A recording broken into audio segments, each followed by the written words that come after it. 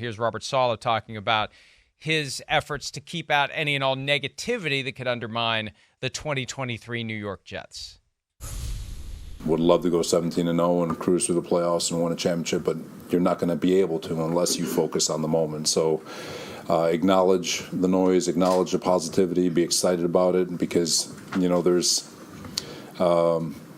again, my opinion, I think 32 teams stand in front of their teams, or 32 coaches stand in front of their teams every year, talk about winning a championship, and then realistically there's maybe 6 or 8 teams that have an actual chance to do it. And I do think we are one of those teams. But none of it matters unless we do it. We take care of it today. Do you think the Jets are one of the 6 to 8 teams that have a realistic chance to win the Super Bowl? I do. I think they're one of the teams that have the talent there to go, and I think they've pushed the chips all in like we've talked about, which I give them credit for. But I think their roster, you look at this right here in our little graphic from BetMGM. I mean, we know the Chiefs and the Eagles and the Bengals and the Niners are up there. The Bills are, I don't know, in my eyes, maybe a little too high there. But I think that Jets roster is Super Bowl caliber. Now, putting it all together and getting the breaks, and of course the schedule we talked about, and honestly, like with what Robert Saleh's saying, this might be a year where there might be more than 6 to 8 teams, honestly, that could be in the Super Bowl conversation. And I'm one of those that's always like, no, it's about 6 to 8 that have gone all in. Where this year I feel like I could probably identify a few more than normal, which makes it a little more interesting. Let's leave this up because it's easy to say in a vacuum, right? The Jets are one of the 6 to 8 teams that could win it. But when you start looking at the teams, I don't know that they are, notwithstanding the betting odds. And we know that the betting odds are just a reflection, to some extent, of the betting activity. So the first 5 are a given.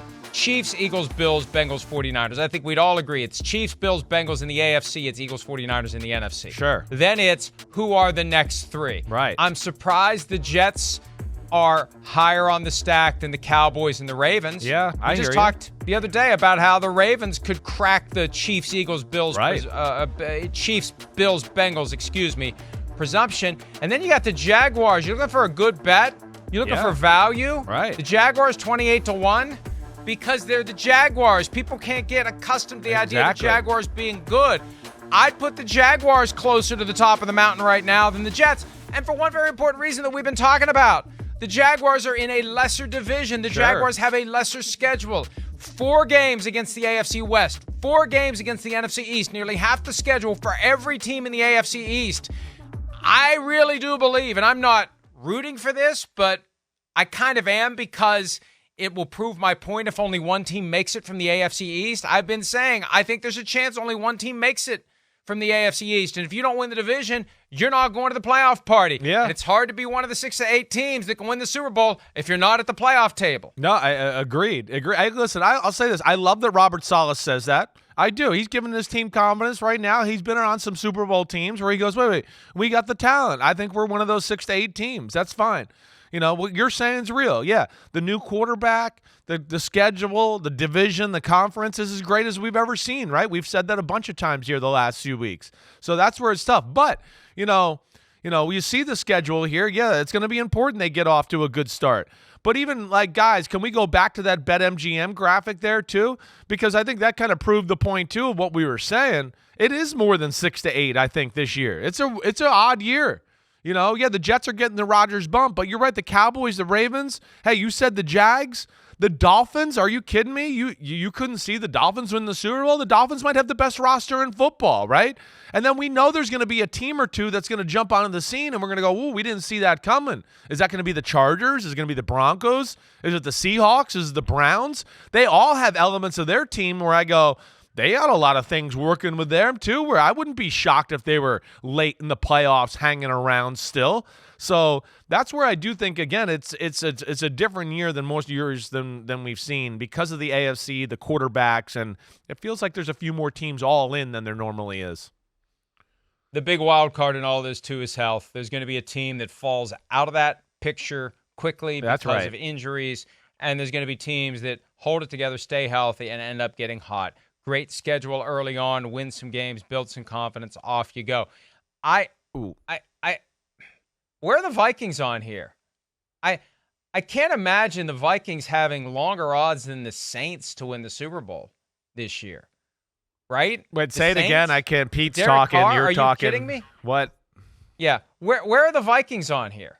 What? I mean, are they on the next page of the graphic? Look, I don't want to. I mean, seriously. I mean, I can't imagine the Saints having better odds than the Vikings of winning the Super Bowl. That seems like. I mean, if you're looking for value, if the Vikings are like 50-1, that's worth spending $5. I don't think it's crazy though. I mean, the Saints got some elements. But I think if we went position by position, a lot of the way. I mean, defense, we know we're taking the Saints almost at every position, right?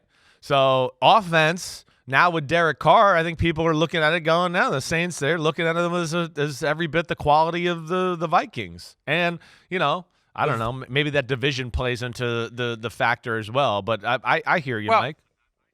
But that implies, because you don't see the Falcons, you don't see the Bucs, and you don't see the Panthers on that board. Yeah. That implies that there's a belief by the odds makers that the Saints are the best team in the division. I'm not ready to sign on for that. I'm not. No, I think the Buccaneers are going to be better than people realize. They still got a lot of pieces of that Super Bowl team in place. The Falcons are a fascinating team this year that was 7-10 each of the last two. And what about the Panthers, for God's sake? They got all the pieces. I mean, I know they don't have Christian McCaffrey anymore, and they traded away DJ Moore, but they have a great defense. Yeah. If Frank Reich can come in there in year one with all that offensive coaching firepower and get something out of Bryce Young with Miles Sanders there, I don't know. I think they have the Saints least at amount of 40-1. questions. I think that's probably where. And again, we know that these markets are swayed by the bettors. And, the Saints, I think when you look at it too, it's just Derek Carr. That's the bump they're getting there. The other three teams in the division have, what people or the public view as a questionable quarterback situation. What kind of a bump is Derek Carr? What kind of a bump is Derek Carr? I know. In all seriousness. Well, I get it. I'm going to get myself in trouble for this, but Derek Carr is not a bump to me. Well, I get it. He's not a bump to a lot of people in football. But yeah, listen, he's not a bump to a lot of people in football. A lot of people are shocked that he got that kind of money, and they talk about his career record and what he's done and all that. And they're like, man, what are the Saints? Went all in acting like he was a Super Bowl winning quarterback there. I think there's a lot of people that have that same feeling you do. I think it's somewhere in between for me, but I think I'm more just a believer in what the Saints and what they could be just because, hey, I know that O-line's good, right? We saw, Olave and Michael Thomas back with Rashid Shaheed and Jawan Johnson, a running back, and Alvin Kamara, and you talk about one of the better O-lines in football, and then we know that defense, it's top 8-ish, 5-ish in football. It was dominant at times at the end of the season. We saw them, give some good teams some problems. So I think that's where people are playing that. I can understand that. I can understand them being that high. It's, I guess, a little shocking to see them above the Vikings, though. I hear you.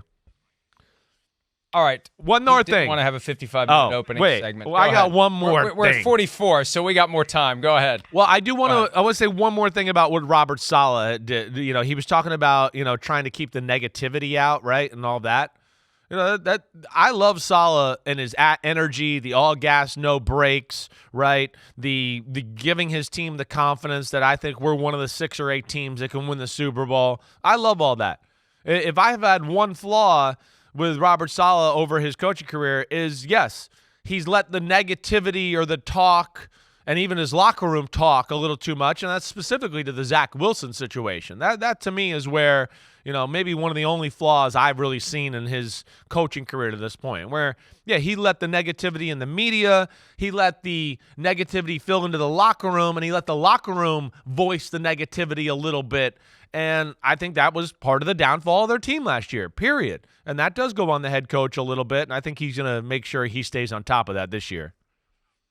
Don't you see a slight connection, though, between an all-gas, no-brakes mindset and people who are willing to say what they want to say without considering consequences? Yes. That's what brakes do. There is. Brakes, you're right. Brakes protect you from consequences. Yeah, I hear you. I think we want all gas, no brakes on the football field. It doesn't mean, all mouth and comments in the locker room. That's where I think he's probably got to, draw the line in the cement there. Or the sand. I like the cement better. If you're gonna draw a line in the cement, make sure you do it while the cement is still wet, and make sure you're happy with how the line looks, because it's going to be there forever. Hi, it's Mike Florio. Thanks for watching PFT on YouTube. Hit subscribe for the latest news and analysis from Pro Football Talk.